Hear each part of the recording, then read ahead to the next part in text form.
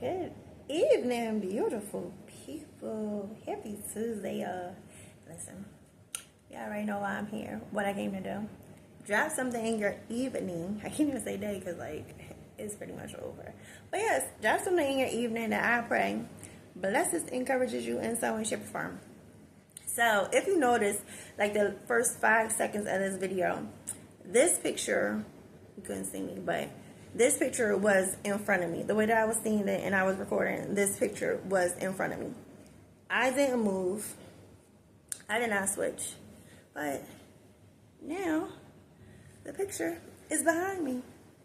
And so that's my word for you today. Listen, I don't know what you have been going through. I don't know what has been having you worried, anxious, maybe depressed, maybe stressed.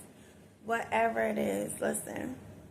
My encouragement, my speaking over you, listen, that thing is about to be behind you. And just like I didn't move, listen, that thing is going to move. That thing is going to move. It is going to be behind you. I just not too long ago finished a workout. I've been doing good, y'all. Listen, I'm hype. Okay. I'm about to be real physically fit by the time we get into spring, okay? That's a whole nother video.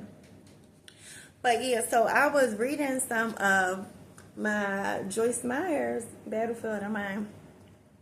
And I just want to share some of the part about worry because it's deep. And so she goes into some of the definitions about worry.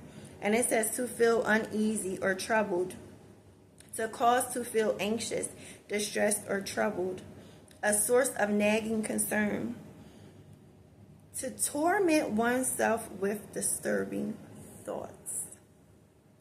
That one right there is deep. To torment oneself with disturbing thoughts. And I just had a conversation with somebody about this about 2 weeks ago, about how I used to do that.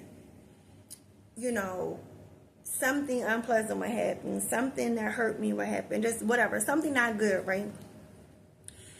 And I would find myself just playing it over and over and over again in my head, right? Sometimes even talking about it, right? Continually talking about it, right? And one day I just realized that every time I talk about this thing, right? This thing that doesn't feel good to me, every time I talk about it, I'm giving it life. And why would I want to keep that alive? And even the constantly thinking about it, right? Or even the talking about it, right? If it was so hurtful, right? If it was so painful, if it was so whatever, right? The moment is over. It is no longer. So why do we keep taking ourselves back to that place of pain by recalling it? Now, don't get me wrong. There are absolutely,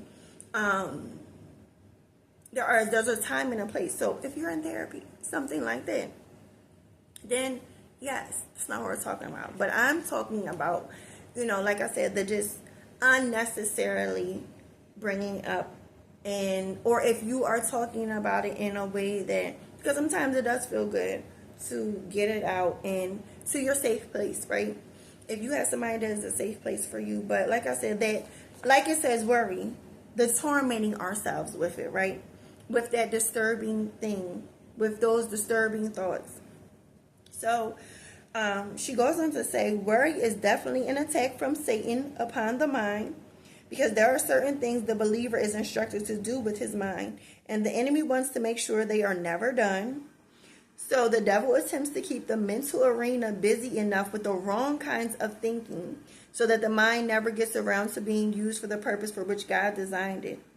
She goes on to say, life is intended to be of such high quality that we enjoy it immensely.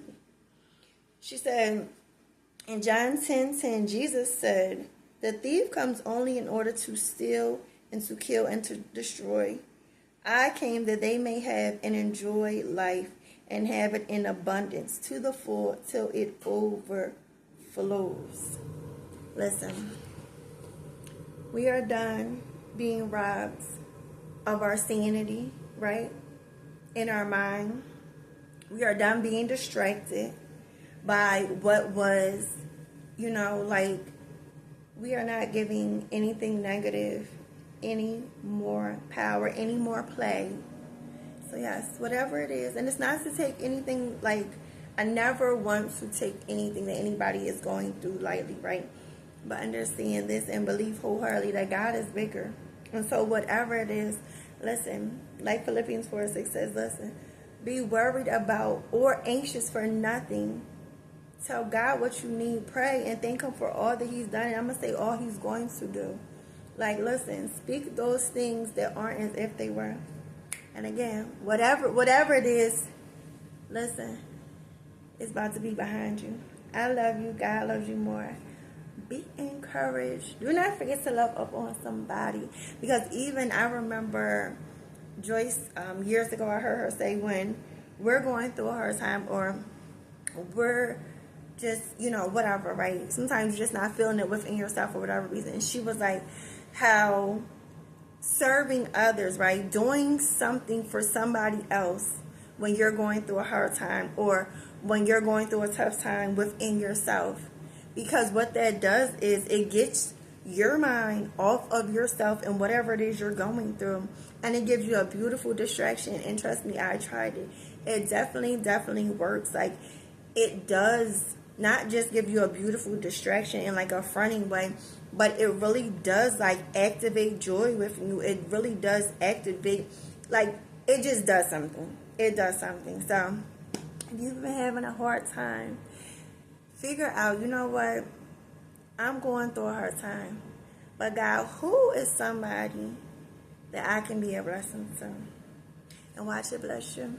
So, yes, I love you. God loves you more.